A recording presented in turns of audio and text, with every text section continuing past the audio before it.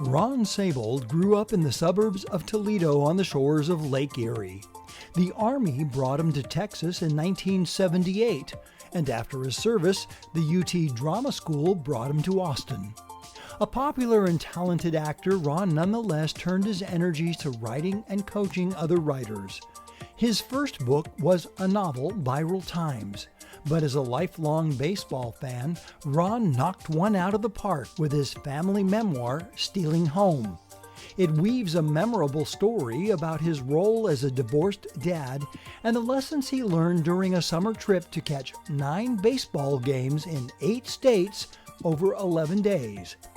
After performing a reading of his new memoir for an enthusiastic audience at Austin Liti Limits, Ron sat down for an interview with our Scott Semigran. Ron, your previous book was a dystopian science fiction novel. Was it difficult for you to switch hats to a memoirist? What I like to say is that memoirs are novels that came true. So shifting gears from writing something that happened in the future really brought the same sort of skills along to the next book. I still had to do characters, I still had to do settings. The difference was there was a lot more at stake in this book than in the first one because it actually happened and I knew the ending to it. I mean, one of my shifts that I had to make is I had to learn to make scenes shorter. Because while I was writing the novel, they could be as long as I dreamed that they would be when I was on stage, and I'd have those big, meaty speeches. Tighter with the memoir. How difficult was it balancing the two subjects in your book, fatherhood and baseball? There's a tricky balance that you have to manage between these two things because lots of people have experienced fatherhood in some way, and many people care nothing for baseball. But the non-baseball people have been very patient with the book. I needed help.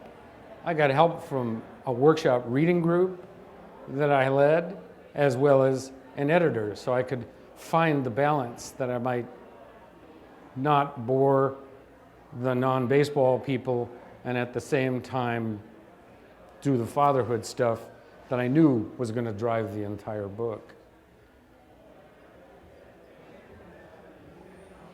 When it gets down to it, people come for the book that they want to read.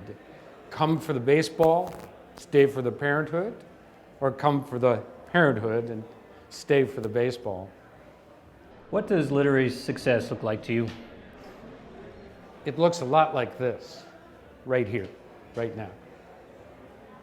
I get to read a book. Now, I get to perform a book. Someone asks me questions about the journey. People I care about who have helped me along the way are here in the audience. Their book's in the back, and maybe somebody will take one home, and I get a chance to talk about it and maybe sign one. This is a very, very happy year for me as an artist and as a writer. It's the best part, right? Yeah. If you could tell your younger self anything, what would you tell yourself? Get to work. I would tell him, don't cover up the hard idea with gilded, fancy writing. I would say, be sure that you know it's going to be better later on. Understand there are people out there who care about what you're writing, and they will help. I mean, people think about writing as such a solitary pursuit, but it's full of support. A lot of it is like making a movie or putting something on stage. That young writer thought he was all alone. And he probably was because he thought that way. So, and I'd tell him, boy, that book won't write itself. That's right, a good writer needs a team. Yes. Readers, editor. Yes. Yeah, well, and I read something the other day that said the difference between a professional writer and one who's not is the professional writer knows he needs help. and ideally reaches out for people that know something he doesn't know or can see something that he can't see. How does running a writer's workshop and being an editor help you as a writer? I'm really lucky. My life is surrounded by creative people. They're just full of ideas and inspiration and insight that I don't have.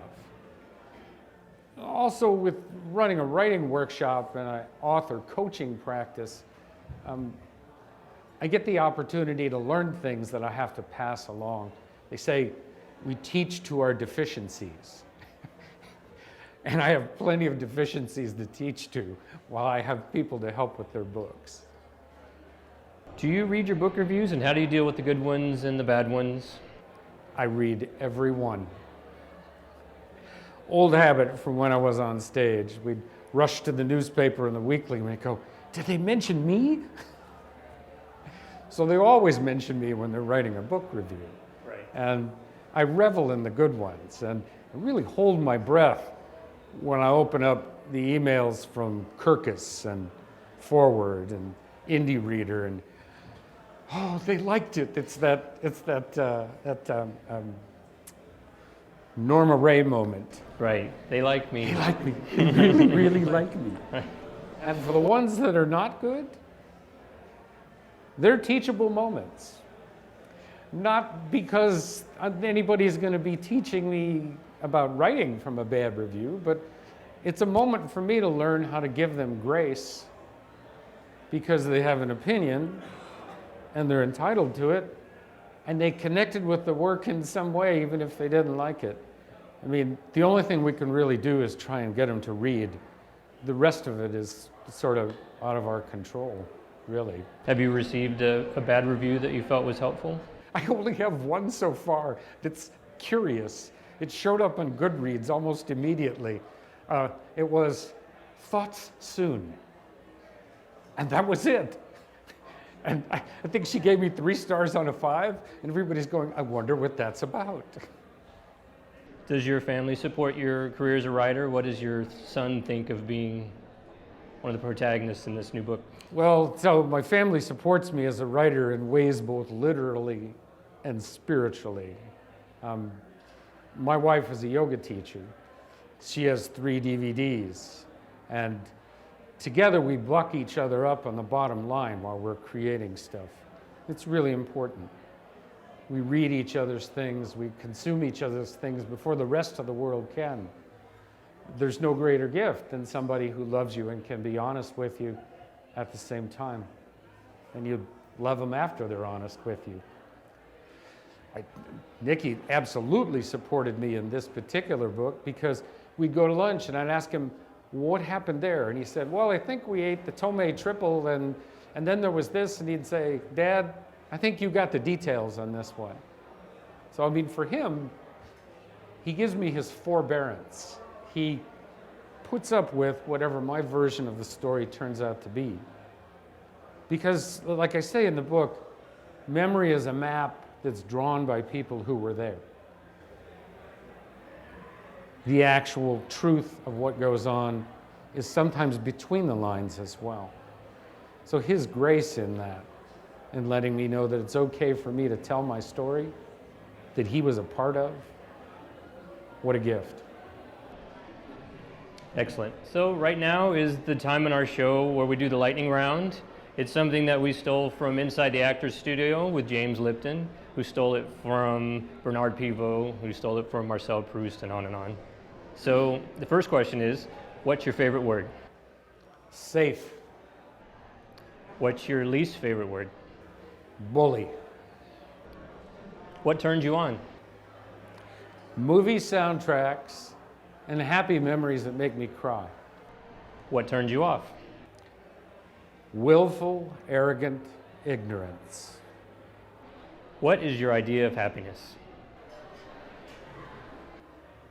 As a book is ending, I am sad that it is going to leave.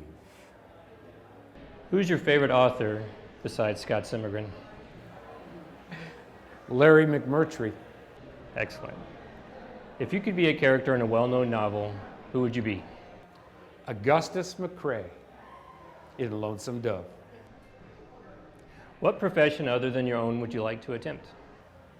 Second base, right in the middle of the order. What profession would you least like to attempt? A bitter book critic. Last one, if heaven exists, what would you like to hear God say at the check-in desk?